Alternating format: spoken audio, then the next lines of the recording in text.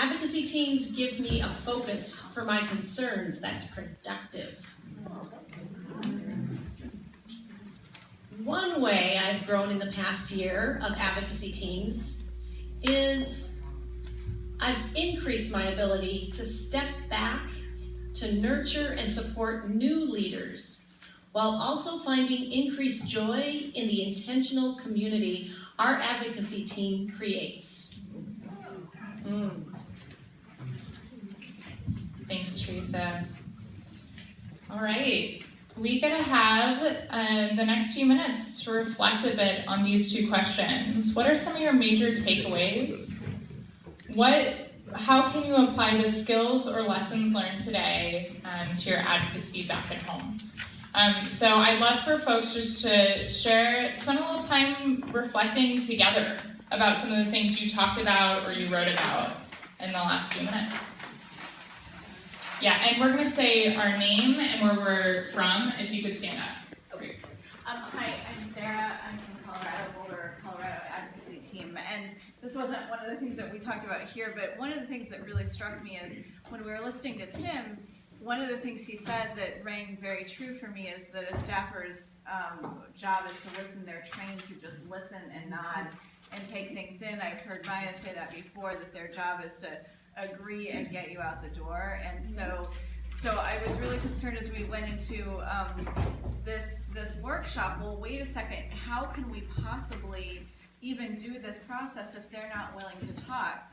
But as we went through it, I started to realize that it gives us tools, especially going through the experience of it, which I thought was so valuable.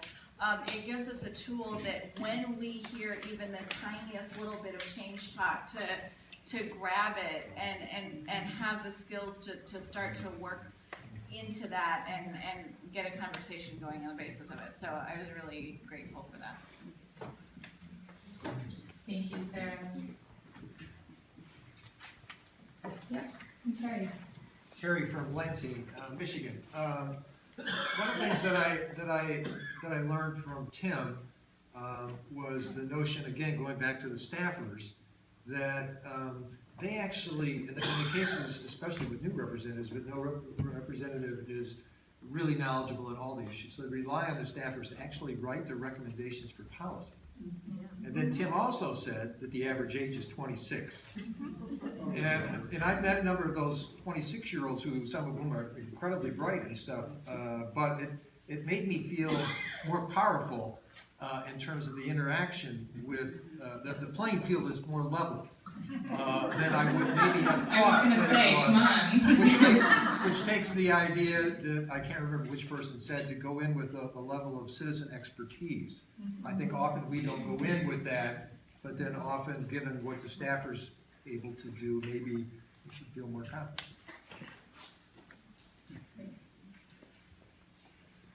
And that was Terry from Lansing.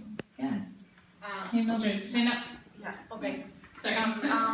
From Tennessee, I think the concept of creating ambivalence, especially when you know that you're going to go to an office where there's where they completely disagree possibly with what you're going to ask, is if used correctly, it could be very powerful and it could be changing, it could tip the balance. So I think that is something that I certainly have to think more about and want to think more about, because I think that it's a useful tool if understood correctly.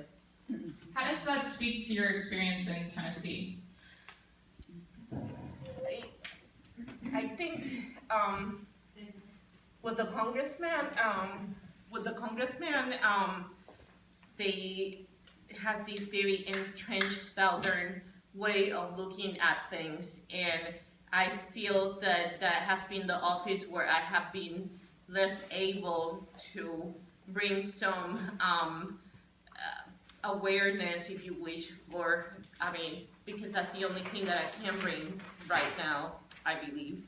So I think that that could be like that little thing, to put that little ambivalence in there, could actually help me to let them understand that maybe not everybody thinks the same way that they do. Thanks, Mildred. Yeah. I'm Harold Brenham from Savannah, Georgia, and I have a very timely question. How are the outspoken comments of Senator Flake from Arizona and Senator Corker from Tennessee going to affect our visits?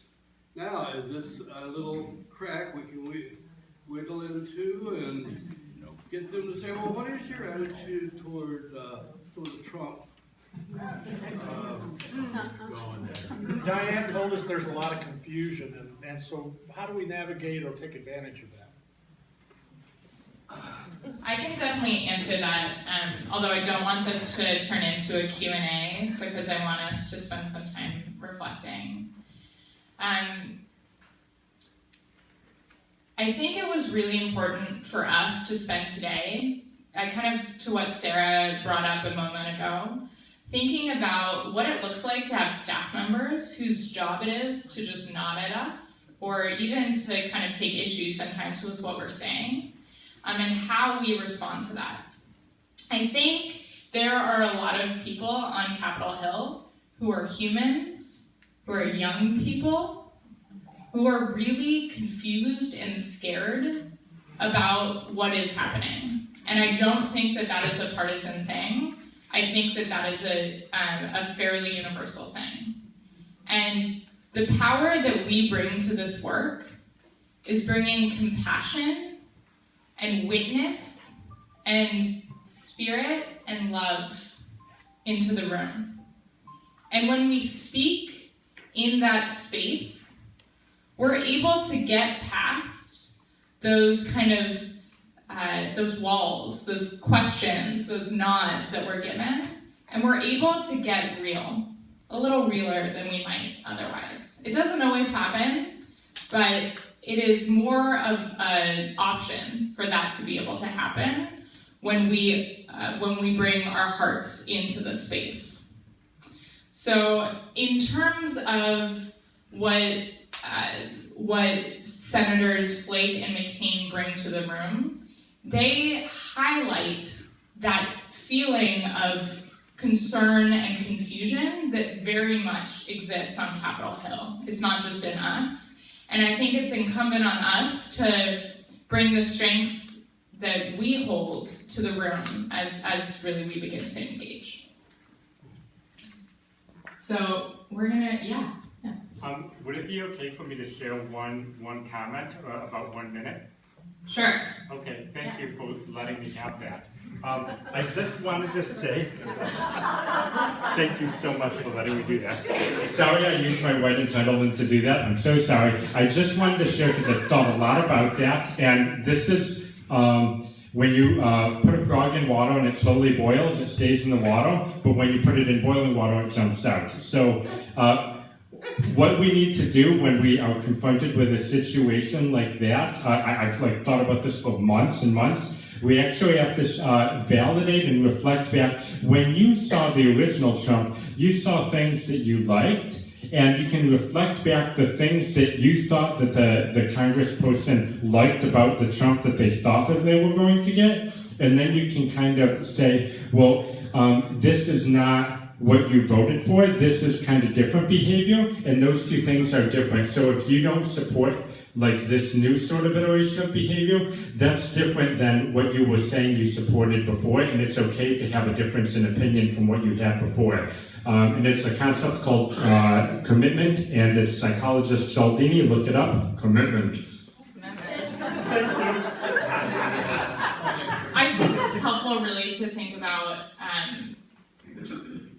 what happened in this last election is real fears, concerns, and sentiments came to the voting ballot. And a lot of those are steeped in racism and sexism, whether or not we want to admit it or whether or not that those folks know it.